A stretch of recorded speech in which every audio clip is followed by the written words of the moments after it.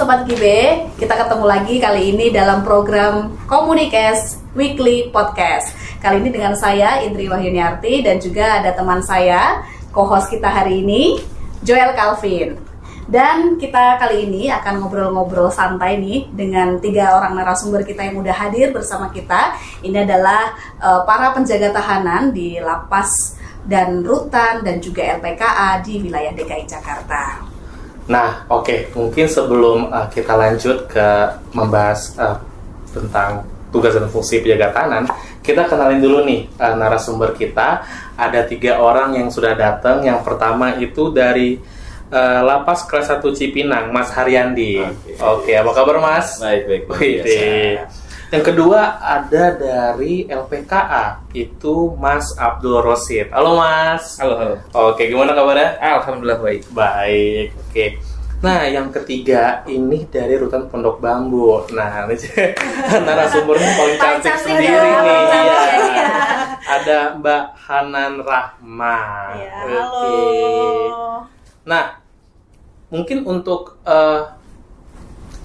kita memulai dengan pertanyaan yang soft dulu, iya, yang basic dulu ya, biar Ah. semua pendengar atau audiens kita ini memahami bahwa apa saja sih sebenarnya tugas dan fungsi dari seorang penjaga tahanan itu. Kan penjaga tahanan ini berbeda ya, ada di lapas, ada di rutan, dan juga ada di LPKA. Nah, ini belum paham ya, LPKA ini tuh bukan seperti lapas-lapas lainnya. Jadi LPKA ini adalah khusus untuk anak. Jadi pasti penanganannya juga treatmentnya dengan khusus juga. Jadi kita mulai dulu, mungkin dari mana dulu nih? Dari Mbak Hana dulu ya? Gambreng dulu kali ya? Oh, gambreng, boleh. Boleh ya, dari Mbak Hana dulu ya. Boleh. Ladies first biasanya. Iya, Ladies first. Dari Mbak Hana dulu, tugas dan fungsi seorang penjaga tahanan tuh selain menjaga tahanan, itu tugasnya apa saja? Ya, kebetulan kan aku di Rutan Pondok Bambu ya. Saya di Rutan Pondok Bambu, itu tempatnya perempuan semua. Jadi kalau misalkan jaga itu bukan cuma jaga tahanan aja nih. Jadi kita juga harus treatment mereka tuh agak berbeda karena mereka itu kan lebih kayak dari hati ke hati, ngobrolnya juga harus dari lembut gitu, kalau enggak mereka tuh baper gitu. Oh iya. Jadi kadang kita harus deketin mereka, terus jadi support system mereka juga. Jadi walaupun kita harus cuma ngejaga doang nih, kita nggak cuma ngejaga, tapi kita juga harus support mereka juga, karena kan mereka kadang tuh agak ada yang stres mungkin karena ada vonisnya mungkin Panjang gitu kan. Makanya ya itu, kita harus deketin mereka juga, ngobrol bareng sama mereka gitu. Jadi kalau perempuan treatmentnya mungkin khusus, Iya, hati ke khusus hati, banget. karena Hati. perempuan itu lebih ke perasaan, betul ya. Betul banget. Sensitif ya. Sensitif. Sekarang kita ke lapas yang laki-laki dulu. Nah, ini kacau ini. Pasti lebih keras ya. Mohon maaf, dari look narasumbernya aja udah Terlihat ya. Oke, silakan Oke. Mas Haryandi. Oke, ya di Lapas Kelas 1 Cipinang yang pasti semuanya itu dewasa, laki-laki semua dewasa. Di sana itu kita sebagai penjaga tahanan di sana itu emang sungguh luar biasa sih. Kenapa ya dibilang sungguh luar biasa? Pertama, orangnya itu karakternya itu keras, sulit untuk diajak komunikasi. Sebenarnya sih bisa gitu, kita menggunakan dari hati ke hati itu bisa, karena di sana itu campuran dari narkotika ada, pembunuhan juga ada, Ya, terus juga kasus-kasusnya itu luar biasa banyak, itu majemuk lah pokoknya. Dan hukumannya juga ada hukuman mati di sana, hukuman seumur hidup juga ada. Jadi yang kita lakukan ke mereka itu ya, kita anggap mereka itu saudara semua. Ketika kita menganggap mereka saudara dan kita menganggap mereka sebagai manusia seutuhnya, mereka pun akan menganggap kita juga. Jadi pokoknya di Lapas Kelas 1 Cipinang ya itu dia. Selain yang tadi dibilang dari Rutan Pondok Bambu menyatakan dari hati ke hati, kita menganggap mereka itu sebagai saudara. Jadi itu akan memudahkan kita dalam melaksanakan tugas kita sehari-hari seperti itu sih. Iya. Dan jangan salah, di Lapas Cipinang itu kalau tidak salah juga ada warga binaan yang teroris ya. Iya, teroris. Jadi betul. treatmentnya beda, Beda dan lagi, penjaga betul. tahanannya juga dapat pelatihan yang berbeda juga Iya, ya. setuju, betul. Begitu, karena Ada teroris juga ya. ada teroris juga. Majemuk di sana. Majemuk banget ya. Iya. Dan Oke. juga kebetulan kan kita ada di wilayah DKI Jakarta ya. Jadi juga tahanannya tuh bukan hanya berasal dari orang Betawi aja. Iya. Karena bener dong. Benar, setuju. Bineka Kita tidak berbicara tentang suku-sukuan ya. Iya. Tapi kan di Jakarta ini segala macam suku dari mana aja itu ada di Jakarta. Tidak hanya masyarakatnya saja, tapi warga binaan yang ada di dalamnya pun Betul. juga beraneka. Beraneka. Bineka Tunggal Ika Iya. harus memang selalu tertanam di dimanapun ya, Iya. di dalam lapas juga. Sekarang kita mengulik lagi satu lagi nih, Nah, yang dari LPKA. LPKA dari Treatmentnya namanya aja udah beda. Lembaga Pembinaan Penyebutannya ya. lapas, Ya, lapas, lapas. rutan. Ini kita langsung singkatannya LPKA. Lembaga Pembinaan Khusus Anak. Anak. Oke. Kita simak dulu nih, gimana treatment atau tugas dan fungsinya membina anak didik. Oke, ya perkenalkan saya dari Abdul Rosid dari Lembaga Pembinaan Khusus Anak kelas 2 Jakarta, di mana untuk di LPKA sendiri yang kita hadapi itu adalah anak-anak kategori di 14 tahun sampai kurang lebih 17-18 lah. 14 sampai 18. Iya. Oke. Oke, jadi secara umumnya untuk tugas dan fungsi penjaga tahanan itu menurut saya sama aja ya. Di seluruh Indonesia mungkin sama aja. Tapi yang membedakan memang di sini kita khusus untuk anak-anak. Jadi untuk penanganannya mungkin lebih ke sisi kemanusiaan. Pada umumnya mereka anak-anak, pola pikirnya masih mindsetnya anak-anak, masih banyak bermain, penuh perhatian dan kasih sayang. Ya kita harus pintar-pintar lah memposisikan diri, terkadang menjadi orang tua, terkadang menjadi kakak, terkadang juga menjadi teman sebayanya. Jadi lebih ke pendekatannya lebih persuasif lah, seperti itu sih. Oke, tapi kalau misalkan tadi ngejaga anak ya, Betul. ngelihatnya itu kayak gimana sih, kan secara tadi kan pandangan kan dewasa semua ya, cuman nih anak loh gitu kan, ada terbesit kepikir Melakukan kejahatan. ih kok begini gitu loh, pasal masih tadi kan pasal 18 tahun gitu. Itu gimana tuh, pernah ngerasain kayak begitu nggak? Kalau untuk perasaan seperti itu sih ya gimana ya, bisa dibilang nggak habis pikir kok anak-anak sekarang banyak melakukan tindak pidana seperti itu. Tapi ya kenyataannya seperti itu. Balik lagi, mungkin banyak faktor dari lingkungan ataupun dari keluarga ataupun dari kerabat. Jadi ya sebisa mungkin kita menjadi orang tua asuh sementara lah istilahnya, seperti itu. Namanya juga membina ya. Betul, kan iya. Lembaganya kan lembaga pembinaan. Jadi memang fungsinya itu lebih ke membina anak-anak ini Membina biar anak-anak. Bisa kembali ke jalan yang benar. Betul. Seperti itu. Kalau boleh tahu nih, di LPKA sendiri ini dihuni oleh berapa anak didik?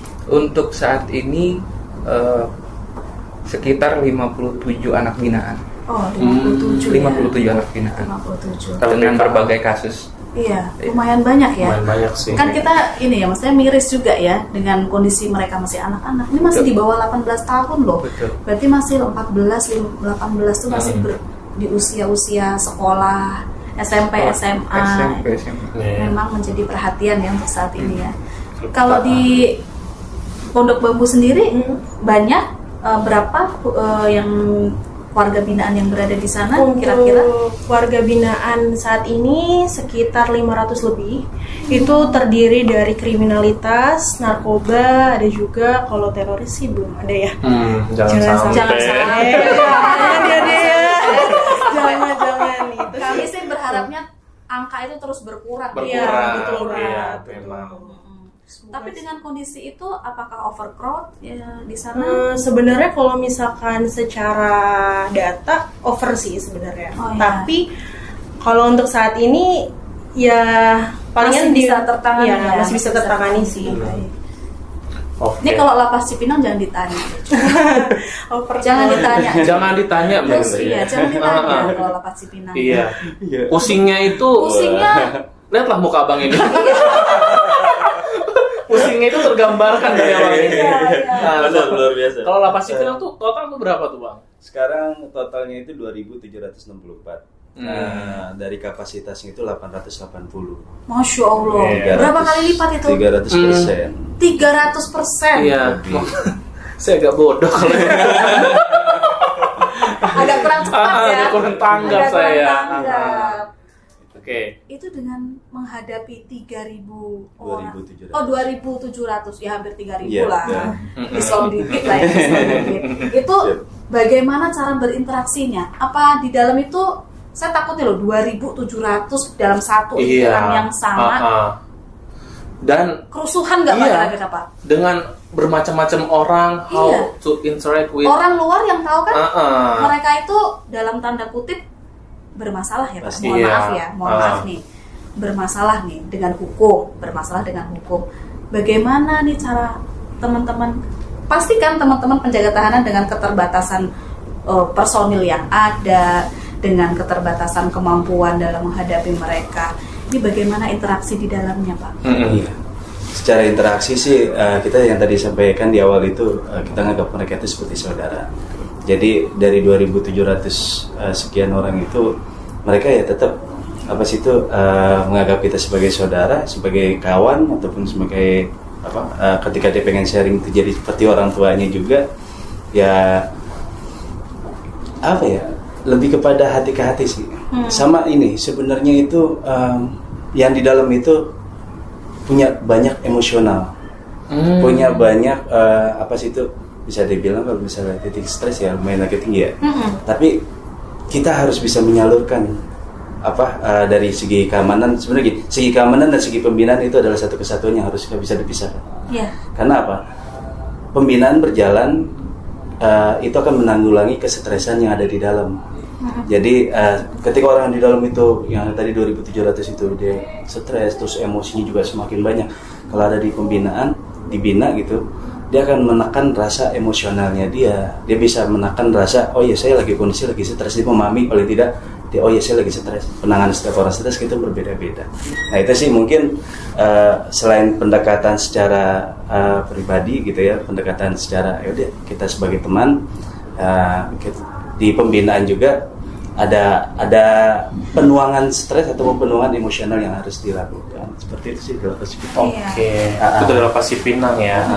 Mungkin kalau dari khusus anak ya dari LPKA, misalkan dari Bang Abdul nih, misalkan ada kita nyebutnya apa nih kalau LPKA, tahanan anak atau Anak didik. anak binaan. Oh, anak binaan ya? Oh, anak binaan. Oh, Oke. kalau ada anak binaan baru masuk, nah itu bagaimana interaksinya dengan para penjaga tahanan, mungkin Bang Abdul dengan kawan-kawan itu, adakah rasa kecemasan dari anak itu atau dari benar, ketakutan? Nah itu cara menghandle Karena gitu. dengan uniform yang dipakai ya, mungkin ya, mungkin iya. ada ketakutan tersendiri. Iya.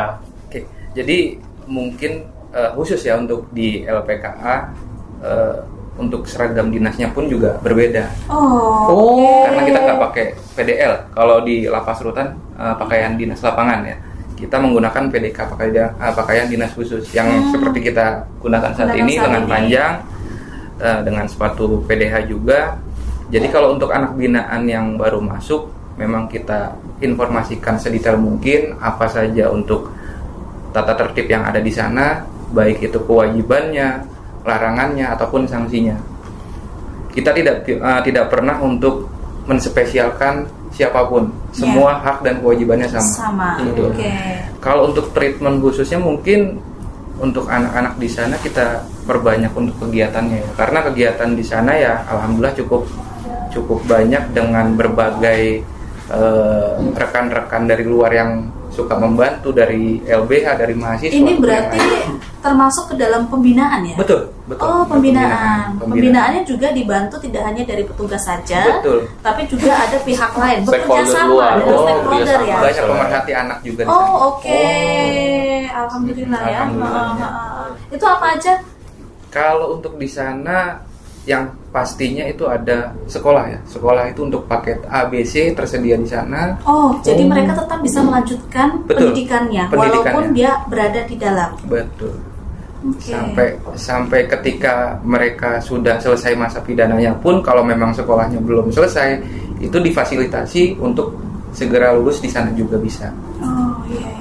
Oke. Terus juga pernah ada untuk kegiatan pembuatan roti, roasting kopi, sablon ataupun yang lainnya. Jadi memang ya disibukkan dengan kegiatan-kegiatan supaya mereka tidak stres juga.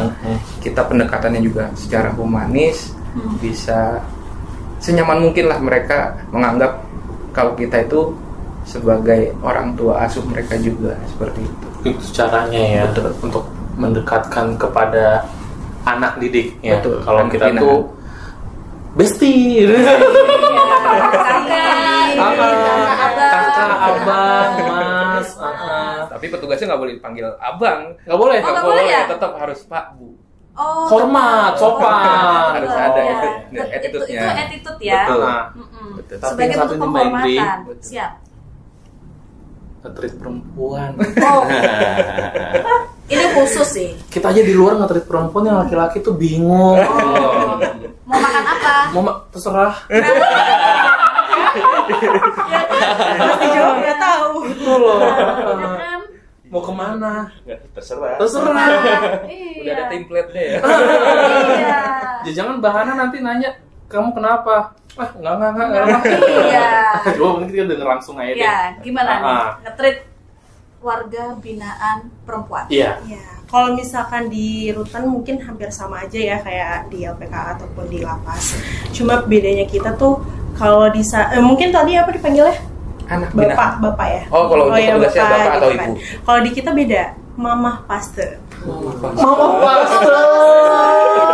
Paste. Ada singkatannya kayaknya, ada singkatannya deh. Ya, enggak. Memang pertama kali saya dinas di rutan Pondok Bambu agak shock juga, mama paste.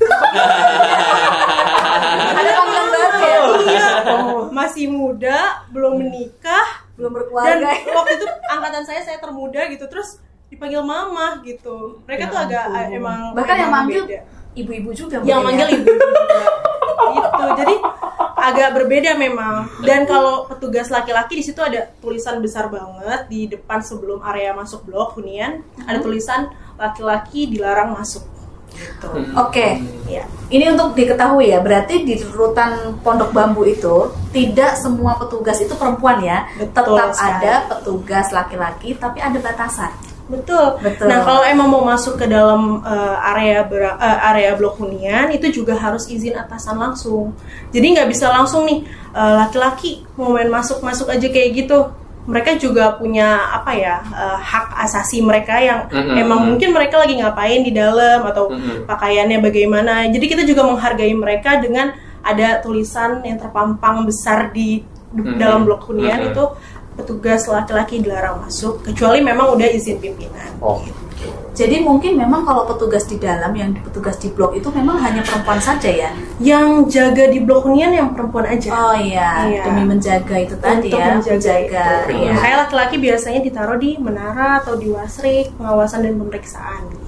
Wasrik itu posisinya berarti di depan Di ya, depan. penjagaan di depan. Nih tadi mengulik sedikit nih, kaget dia baru pertama kali datang Aduh. tugas.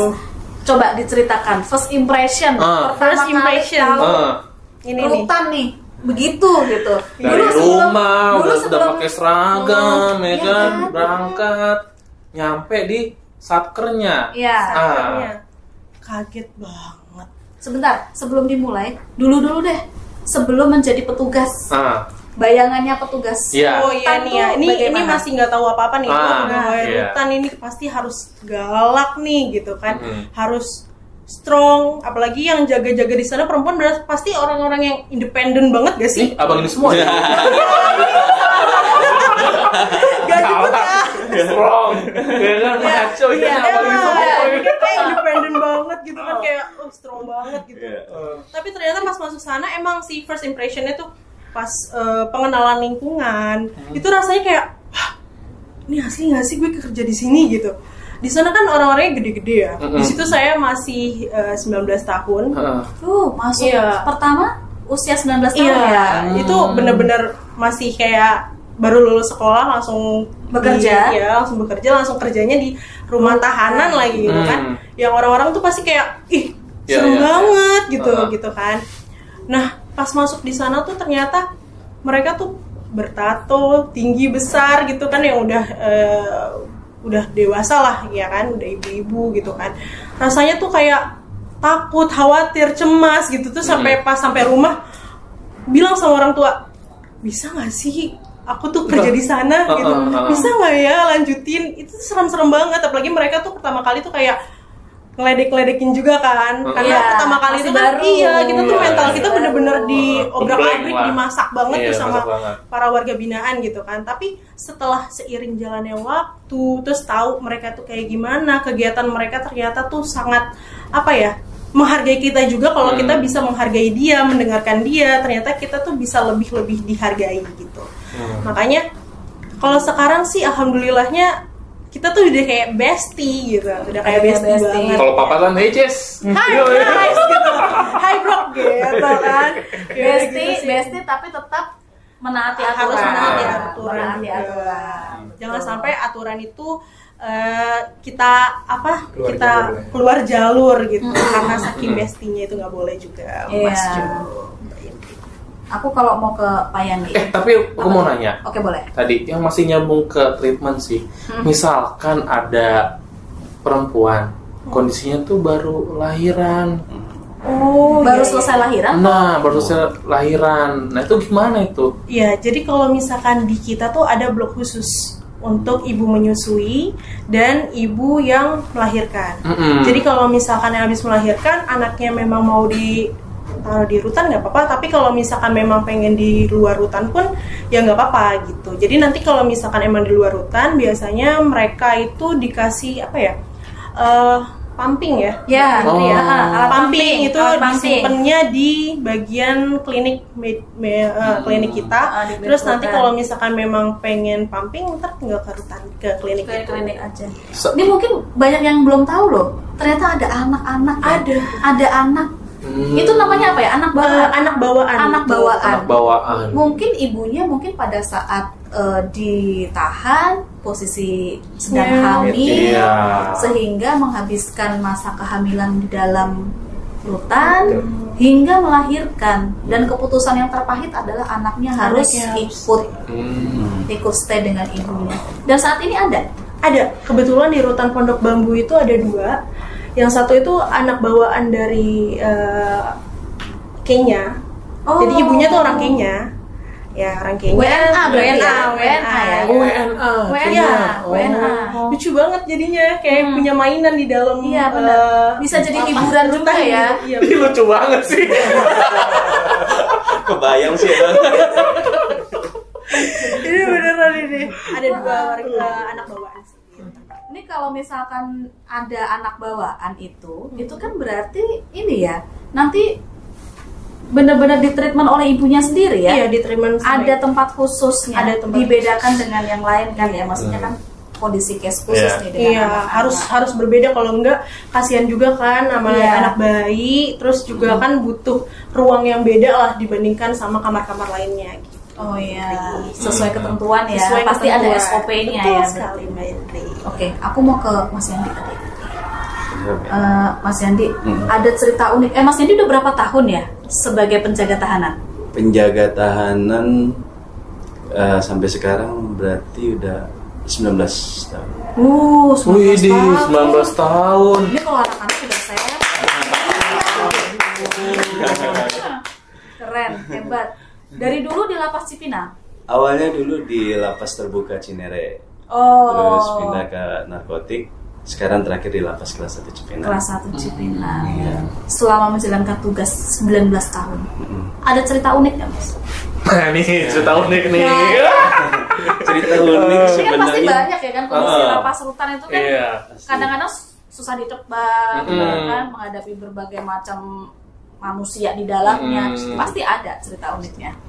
Ada sih, sebenarnya cerita unik itu pas berawal pendaftaran dulu malah. Oh, pendaftaran. 2005 itu saya pertama kali masuk.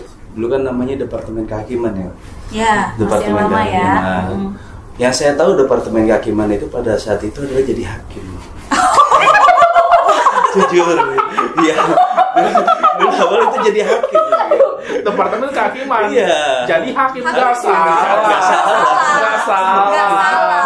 Nggak salah. Ini orang awam ya. Iya, orang Iya, benar. awam. Hakim, weh. Jadi Hakim. bisa dibilang saya masuk ke lapas ini saya kejeblos sebenarnya. Tapi nggak, setelah kejeblos ini, maksudnya ketika awal informasi Departemen Kehakiman, oh jadi hakim. Ketika pas lagi pendaftaran, Mbak, saya mau daftar gitu. Saya daftar Jadi hakim. Ngomong kembali gitu. Ini Departemen Kehakiman jadi hakim ya, Mbak? Oh, bukan, Mbak. Oh, terus jadi apa? Ini lapas. Lapas apaan? Saya sampai nanya seperti itu. Lapas apaan? Ini yang saya ingat benar. Lapas apa? Lapas itu penjara. Oh, penjara. Ya udah, bismillahirrahmanirrahim. Saya pilih ini aja deh. Akhirnya Jadi ya Pak, untuk jadi ya Pak. Jadi Untuk jadi loh. untungnya jadi, alhamdulillah. Ya itu dia, apa sih itu sebenarnya hal-hal yang tadinya saya emang bukan suatu hal yang diniatkan, tapi emang jalan Allah udah sampai sini. Rezekinya. Alhamdulillah Jadi ya, berkah ya. jadi berkah dari sampai 19 tahun ini. Itu dari Bang Ariandi. Iya. Nih, Bang Abdul nih. Ya kan? Dari muka-mukanya banyak merasakan Kalem-kalem manis, nih, asin. jangan-jangan ceritanya lebih menggelegar. Ayo coba Bang Abdul. Ada dua sih sebenarnya cerita unik. Yang pertama sesama rekan kerja ya, rekan kerja di LPKA. Jadi itu ya singkat cerita sih, memang dari awal pendaftaran saya nggak tahu nih kalau rekan kerja ini sebenarnya dekat rumahnya sama saya. Tahu-tahu sudah mendapatkan informasi kelulusan, dulu dibuatkan grup WA ya. Oh iya. Betul ya. Di situ betul. memperkenalkan diri untuk alamatnya di mana. Kok ini kayaknya alamatnya dekat dari rumah saya. Saya japri lah. Itu teman saya itu. Nggak taunya memang benar. Lu tuh anaknya ini ya? Nggak taunya benar. Adik kelas saya. Dari mulai sekolah, kerja di perusahaan swasta juga bareng, sampai sekarang menjadi rekan kerja. Jodoh. Itu ya Jodoh. dibilang apa ya? Jodoh Dunia ya. sempit lah. Dunia sempit, dunia sempit. Jalannya udah begitu. Jalannya begitu. Jalannya begitu. Yang kedua ya sama anak binaan. Iya benar, anak binaan. Jadi untuk anak binaan itu setelah dia selesai menjalani masa pidananya, kebetulan Udah keluar nih berarti ya? Sudah oke. keluar. Kebetulan memang ada sangkutan, dia harus menyelesaikan sekolahnya sampai mendapatkan ijazah. Ya. Baliklah ke LPKA. Di situ didampingi dengan orang tuanya, ibunya. Nah, itu orang tuanya bercerita, Bapak tinggal di mana, rumahnya di mana, dengan siapa istilahnya di sana. Kok lama-lama ini kok agak menjurus ke satu kerucut mengkeluarga ya istilahnya. Nggak taunya Beneran keluarga nih. beneran keluarga. Dari nenek saya dengan ibunya si anak binaan ini masih ada silsilah keluarga. Tapi pada saat di dalam malah justru nggak tahu. Nggak tahu. Keluarga. Di dalam itu nggak tahu, karena memang mungkin si anak binaan ini nggak tahu silsilah keluarganya seperti apa. Iya. Istilahnya kakek buyutnya itu seperti apa istilahnya. Kira ketemu orang tua baru Betul, ketemu. nyambung. Iya, tali kasih. Tali kasih. Tali kasih.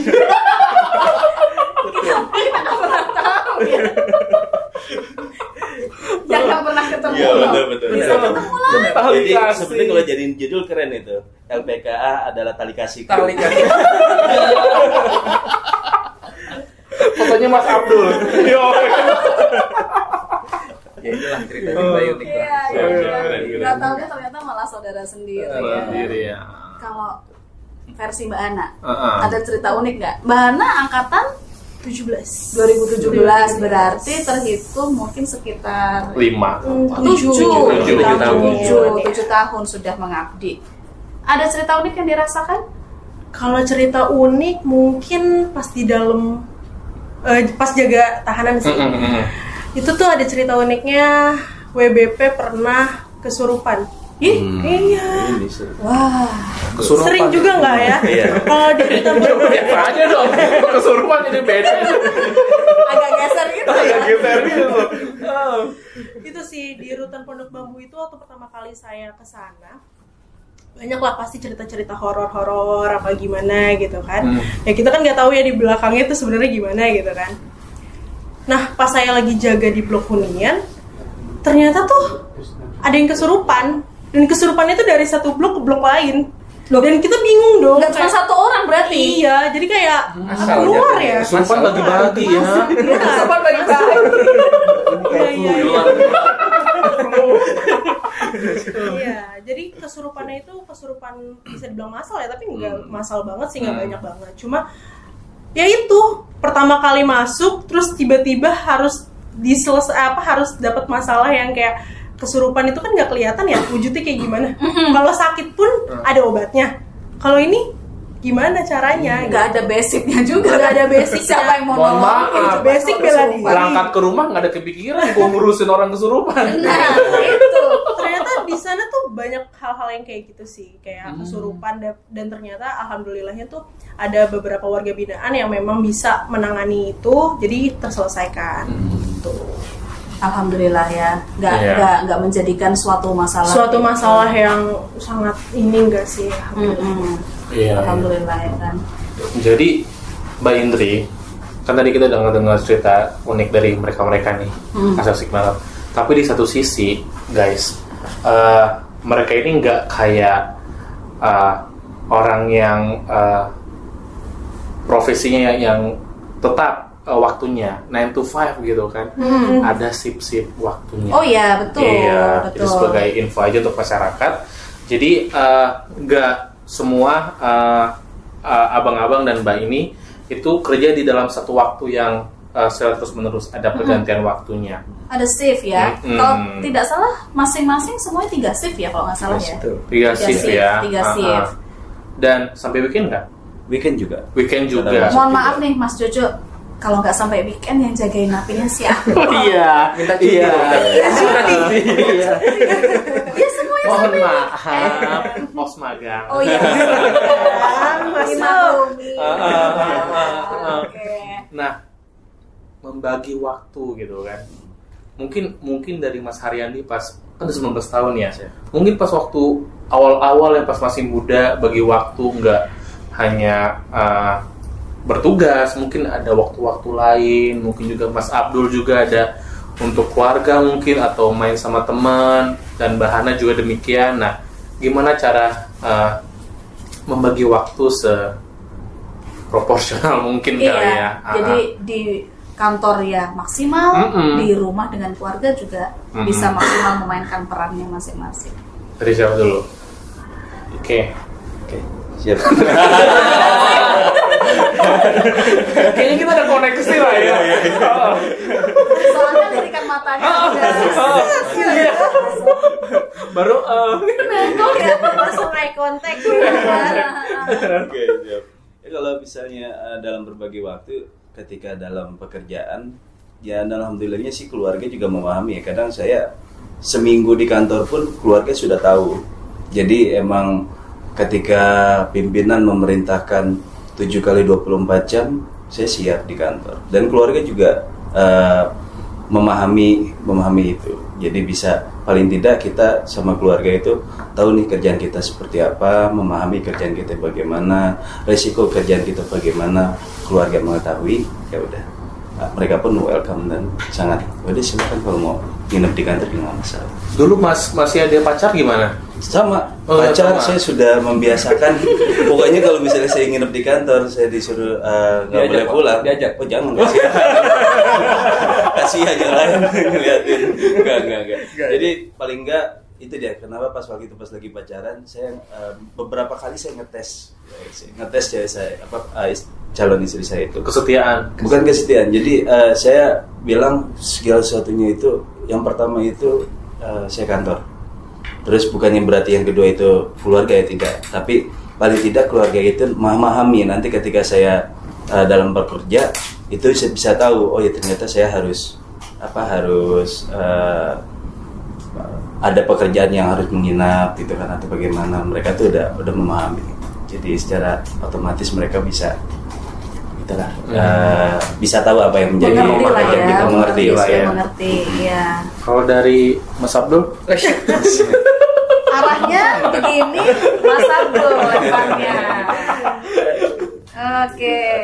Jadi kalau untuk pembagian waktu ya, menurut saya saat kita sudah disumpah menjadi PNS dulunya, Berat ya. Berat ya. satu itu berat. Sulit. Sumpah. Dan pengabdian pastinya. Kita betul dituntut untuk bekerja secara profesional. Jiwa raga kita sudah dibeli istilahnya sama negara. Kita harus jadi abdi negara yang baik. Yeah. Tapi di samping itu kita tidak mengesampingkan keluarga juga. Ketika ada waktu libur, ya ajaklah keluar ke mall, kayak kemana, ke BKT kayak boleh. Gitu lah. Klang. Iya, biar kata makannya tutut sama apa ya kan? Kerang hijau. Iya. Ya istilahnya tetap membagi waktunya supaya keluarga itu memahami juga lah, sama seperti kayak Bang Haryandi tadi. Seperti itu sih. Nih, case khusus nih. Jojo lah. Harus ditanya duluan. Oke, kalau dari Mbak Hana nih, sejarah kan masih angkatan 17 kan, Iya. masih muda. Masih muda. Ya kan, teman-teman bestie Mbak dari mana kan banyak gitu kan.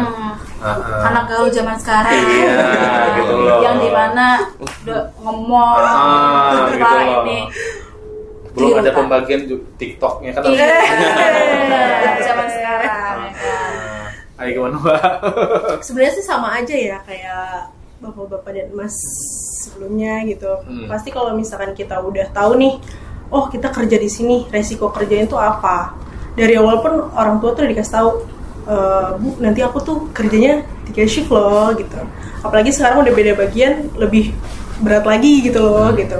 Tapi alhamdulillahnya orang tua awalnya sih, Kak kamu kenapa sih Kak pulang malam terus gitu. Tapi awal-awal saat ini sih udah mulai enjoy ya.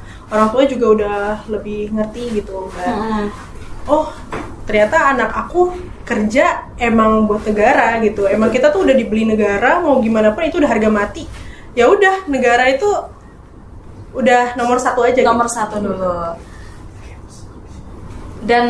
Dan lagi kalau misalkan ini kan hanya pembicaraan kita tadi kan hanya yang keseharian ya. Ada waktu khusus loh, Jo, jangan lupa. Mungkin bagi yang beragama Kristen ada Natal. Yang beragama Islam ada yang namanya Lebaran, ya. Dan Lebaran itu kan dan Natal itu kan waktunya untuk kumpul bersama keluarga biasanya. Dan waktu itu kan spend time-nya kan jarang-jarang, maksudnya dengan keluarga besar itu kan memang momentum berkumpulnya keluarga.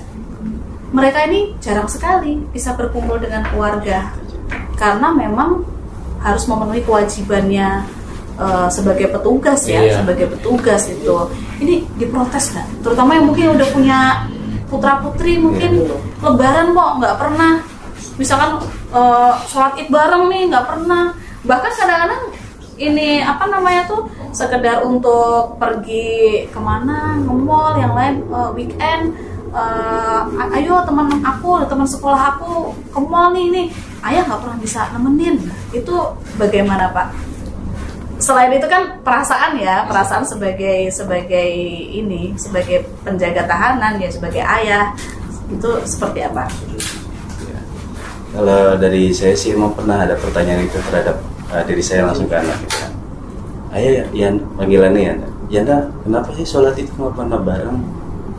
Kadang-kadang di situ sepanjang jalanan tuh saya langsung Miris ya Pak ya? Miris. Umur sekarang anak saya umur 7 tahun.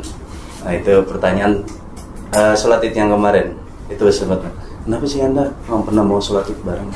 Terus kalau istri saya bisa memberikan penjelasan segala macam gitu kan. Tapi kalau misalnya seorang anak, akhirnya saya hanya bisa tersenyum dan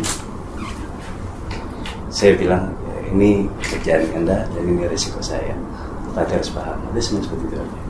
Tapi jujur sepanjang jalan tuh pas lagi pengen dari rumah ke sana untuk sholat id di mana di kantor itu saya benar-benar kayak hati saya stuck. Ada ya Pak, tetap ada perasaan tetap ada, ya. perasaan itu tetap ada. Kadang-kadang emang pengen sekali ataupun momen-momen tertentu saya pengen bareng sama keluarga segala macam, tapi karena balik lagi tanggung jawab terhadap pekerjaan juga tanggung jawab terhadap diri sendiri juga yang harus bisa mengalahkan keluarga. Tapi ya balik lagi apa sih itu apa yang kita dapat ya mudah-mudahan balik lagi kan pekerja itu kan sebuah ibadah ya, mendapatkan ridha dari Allah. makasih Pak. Saya itu luar biasa begitu karena emang sempat ada sepanjang jalan itu pengen keluar air mata juga segala macam. Anak saya bertanya seperti itu. Tapi ya mungkin untuk teman-teman yang pengen bergabung dengan dari lapas dan rutan harus siapkan mental seperti itu dulu biar kita pun jangan kaget ya Pak ya. Jangan kaget. Dan ada cerita lagi boleh sekali ya. Jadi dulu pas lagi pertama kali saya masuk ke lapas dan ke rutan di lapas di terbuka di Cinere, malam takbiran sampai ke Idul Id yang pertama saya gak bareng sama keluarga, dengar suara takbiran tuh, busuk hati, kuping tuh rasanya bagaimana. Saya ngeliat kanan kiri gak ada orang, keluar air mata saya. Ada sisi-sisi emosional yang biasanya sebelum itu bisa bareng sama keluarga, terus juga bisa bareng sama teman-teman atau segala macam. Terus tiba-tiba di momen pada saat itu lagi piket menjaga tahanan, pada saat itu juga udah langsung tiba-tiba keluar aman. Tapi ya itu dia. Tapi setelah itu sudah terbiasa dan hebat. Dan ini mungkin ya karena kondisi yang seperti itu ya, ini kan namanya pengabdian ya. Pengabdian ini harus dimengerti juga, terutama nih mungkin untuk adik-adik ya, untuk adik-adik calon yang mengikuti seleksi CPNS. Ini sekarang kan lagi dalam proses nih. Nanti jangan sampai kaget ketika sudah diterima dan dinyatakan sebagai penjaga tahanan. Apa saja tugasnya, harus benar-benar siap mental ya, mungkin ya. Bener tadi yang dibilang tuh jiwa raga tuh sudah tertanam di dalam dibeli serahkan ke negara, dibeli negara gitu kan. Jadi ya begitulah pengabdian kan. Iya, pengabdian. Harus paham. Mungkin terakhir mungkin ya, boleh ya? Apa betul? Pesan kesan ya, maksudnya pesan khusus untuk para calon pegawai negeri sipil. Ada pesan nggak buat ini mereka yang mau ngedaftar nih? Mau ngedaftar ini ada pesan-pesan nggak? Jangan sampai nih ada kejadian nanti sudah diterima. Iya. Negara sudah mengeluarkan anggaran yang besar untuk proses rekrutmen, setelah diterima dan menerima kenyataan mungkin dari sisi salary, dari sisi tugas dan tanggung jawab mereka tidak kuat, maka menyatakan mengundurkan diri. Kan sayang sekali ya. Jadi kan biar bisa memberikan kesempatan bagi mereka yang memang benar-benar tangguh dan berniat betul gitu loh. Mungkin ada pesan khusus untuk mereka? Mungkin dari Mbak Hana dulu. Kalau pesan khusus dari saya sih tetap harus mengetahui apa aja sih tupoksinya sebenarnya sebagai penjaga tahanan, karena kuotanya itu untuk DKI di penjaga tahanan ya. Itu harus benar-benar dibaca lagi, dipahamin lagi. Kalau emang niat kerjakan, kalau misalkan emang keberatan lebih baik gak usah, karena kasihan sama yang mungkin memang benar-benar pengen banget di situ, tapi ternyata mentalnya yang daftar ini gak dapet gitu. Tuh kasihan gitu. Kalau dari Mas Abdul? Kalau saya sih pengalaman saya dulu pertama kali mendaftar ya, jadi yang saya rasakan itu dulu transparan, karena setiap sehabis tes habis tes itu langsung keluar hasilnya di hari yang sama. Aku tahu nih nangkepnya nih. Jadi hati-hati ya, lebih ke arah hati-hati ya, hati-hati ya. Terus juga yang kedua, nggak pernah ada pungli. 1% pun saya nggak keluar. Istilahnya tetap semangat buat teman-teman yang daftar CPNS ini. intinya semangat, jangan lupa yang kedua minta doa sama orang tua. Itu yang mujarab istilahnya. Gitu sih. Iya, penekanannya adalah bahwa proses rekrutmen ini adalah memang gratis ya Mas ya. Dan hati-hati terhadap orang-orang yang berusaha menawarkan. Betul. Menawarkan apapun lah ya. Kita juga nggak tahu ya, menawarkan apapun mungkin bisa di ini karena memang tidak ada. Tidak ada. Sudah ada bukti bertiga hadir di sini. Mungkin dari Mas Yandi? Iya, pesan saya sih satu untuk teman-teman yang mau siap masuk. Apa sih itu? Pertama itu jangan mudah goyah. Dan dulu ketika adanya pandemi COVID, itu ekonomi luar biasa. Tapi kita sebagai ASN masih terjaga oleh negara. Jadi ketika negara sudah percaya sama kita jaga amanah itu. Terima kasih. Oke, ini saya mengulik sedikit nih dari yang Mas Yandi sampaikan. Kalau Mas Abdul terkait dengan bahwa menyatakan bahwa no terhadap pungli, no terhadap perekrutan ya, proses perekrutan itu ya, transparan semuanya. Kalau dari sisi Mas Yandi mungkin lebih ke posisi bahwa kita sebagai penjaga tahanan juga harus menjaga integritas yang utama. Tak tergoyahkan. Iya, karena memang godaan-godaan kita tidak pernah tahu datangnya dari mana. Betul. Karena yang bisa itu dari dalam diri ya, dari dalam diri sendiri. Jaga diri. Jadi gimana aja?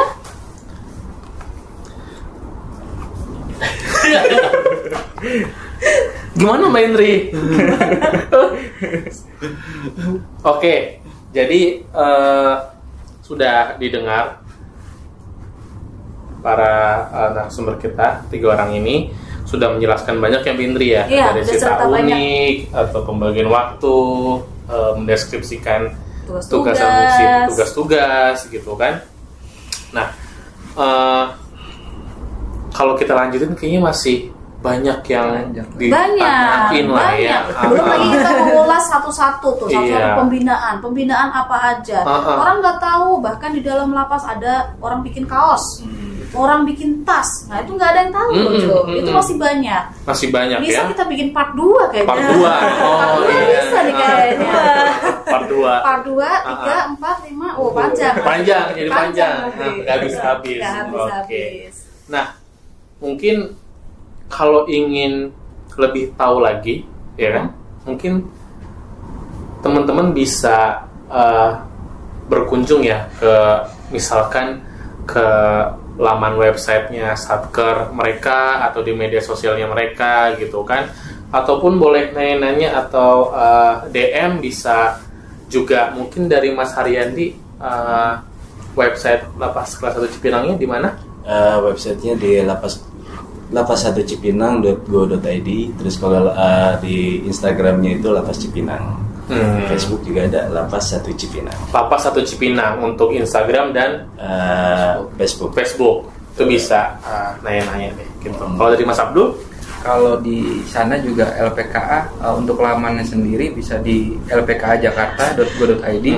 Untuk di medsosnya ada di Instagram, Facebook ataupun Twitter, itu ada di LPKA Jakarta. LPKA Jakarta. Oke. Mbak Hana? Sama sih, kalau misalkan di kami ada website rutanpondokbambu.go.id. Terus bisa cek aja di sosial medianya, sama di Instagram, Twitter, TikTok. Kita juga ada TikTok. Terus ada Facebook. Itu ada Rutan Pondok Bambu Jakarta. Cari aja. Oke, gimana guys? Itu tadi uraian dari tugas dan fungsi penjaga tahanan, baik di rutan maupun di lapas.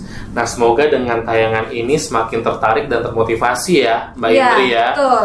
Ya, mungkin ada yang sedang mengikuti proses seleksi, mungkin jadi makin termotivasi. Saya harus bisa jadi Bang Haryandi, gitu kan? Iya.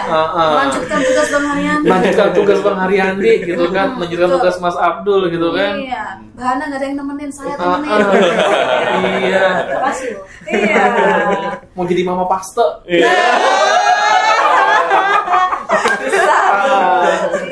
Oke, jadi kita sudahi dulu ya pertemuan kita di podcast Komunikasi Weekly Podcast Kamil Kumham DKI Jakarta. Sampai jumpa, nantikan episode-episode lain. Dadah. Dah.